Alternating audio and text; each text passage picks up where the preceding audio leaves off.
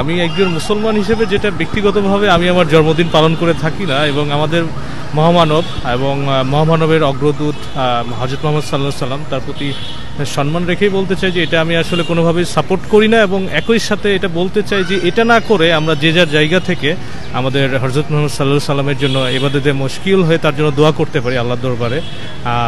আমি জন্মদিনকে কোনোভাবেই এই উদযাপনকে আমি কোনোভাবে সাপোর্ট করি না। আমার জায়গা থেকে আমি এটা পরিষ্কার অ্যাজ এ মুসলিম হিসেবে বলতে চাই। বাট আমি তার পাশাপাশি যে হতে পারে যে একটা এতিমখানা বা আপনার হচ্ছে মসজিদে বা অন্য কোথাও আলোচনা সবার মাধ্যমে ভালো ভালো দিকগুলোকে উঠিয়ে নিয়ে মানব কল্যাণে যাতে ইউজ করতে পারি, বিষয়গুলোকে আমাদের হযরত মুহাম্মদ সাল্লাল্লাহু আলাইহি সাল্লামের জীবন থেকে নেওয়া দর্শনগুলোকে মানব সেবায় যেন আমরা ইউজ করতে পারি বা ইসলামকে ওইভাবে গড়ে তুলতে পারি, সে যা কাজগুলো করা যেতে পারে। বাট কোনোভাবেই এটা উদযাপন যেভাবে করতেছে এই গান মানে অনেকটা সঙ্গীত দিয়ে রাস্তায় টাক দিয়ে বা অন্যান্যভাবে, এটা কোনোভাবেই প্রত্যাশিত হতে পারে না অ্যাজ এ মুসলিম হিসেবে। আসলে ভাই আমি যেটা বলতে চাই প্রথমেই সেটা হচ্ছে যে হযরত মুহাম্মদ সাল্লাল্লাহু আলাইহি ওয়াসাল্লাম বিশ্ব মানবতার অগ্রদূত হিসেবে আমাদের এই আজকের এই দিনে আমাদের জন্য মানে মনে করেন যে তার উম্মতদের জন্য এই পৃথিবীতে এসেছেন। আল্লাহ তাআলা তাকে নবী এবং রাসূল হিসেবে আমাদের মাঝে প্রেরণ করেছেন।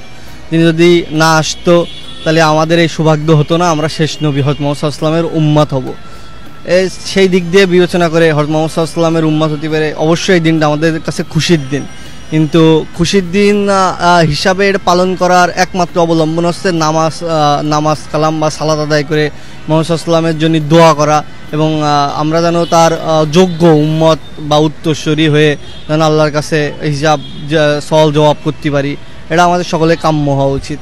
অপরদিকে আমাদের কখনোই উচিত না তার এই মানে জন্মদিন পালন করা বা যে যথারীতি যে চলে আসছে যে পালন করার যে একটা রেওয়াজ, এই রেওয়াজ থেকে আমাদেরকে অবশ্যই বেরোয় আসতে হবে, এবং সালাতের মাধ্যমে আমাদের এই মুহাম্মদ সাল্লাল্লাহু আলাইহি ওয়াসাল্লামের এই জন্মবার্ষিকীটা আমাদের অবশ্যই উদযাপন করতে হবে এবং নিজেদেরকে তার যোগ্য উম্মত হিসেবে রূপান্তরিত করতে হবে। আমার কাছে সব থেকে অবাক লাগে যে আপনাদের মুহাম্মদ সাল্লাল্লাহু আলাইহি ওয়াসাল্লামের সাহাবীরা যখন ছিল এই দিনটা তো কখনো পালন করিনি, তো এখন বর্তমান যুব সমাজ যেভাবে চলে আসছে যে এই দিনটা উদযাপন করতে হবে, এটার আমি পক্ষে না, এতটুকুই বলতে চাই ভাই।